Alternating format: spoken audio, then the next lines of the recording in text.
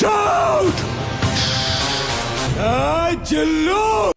ওরে ভাই রে ভাই, এটা কি ছিল? শাকিব খানকে খেয়ে দিলেন সিয়াম আহমেদ। যেখানে প্রিন্স ছবির টিজারকে মানুষ নিয়ে হাসাহাসি করছে, সেখানে এই রাক্ষস সিনেমার টিজার নিয়ে পুরো নেট দুনিয়া হইচই ফেলে দিয়েছে। কারণ যেখানে কালার গেটিং এমনকি মায়ের অ্যাকশন, সেই বরবাদের সিন রেখেছে মেহেদী হাসান হৃদয়।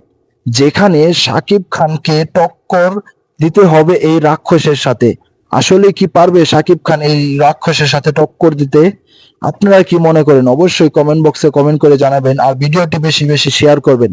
যেখানে শাকিব খানের এই সিনেমার অফার এসেছিল, সেই সিনেমা শাকিব খান ক্যান্সেল করে তিনি বর প্রিন্স মুভিতে হাত দিয়েছিল।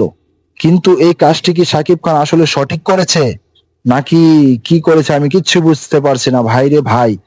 যেটি রাক্ষস সিনেমা পুরো কাঁপিয়ে দিচ্ছে, শাকিব খানের এই ছবির কাছে প্রিন্স মুভি কিচ্ছুই না। কারণ প্রিন্স মুভির কাছে এই ছবি এমন ভাবে এগিয়ে যাবে রাক্ষস, তা বলার বাইরে। কারণ যেখানে ডায়লগ রয়েছে এই জিল্লু খাইয়া দে, সেই ডায়লগটি বেশ আলোচনায় চলে আসবে।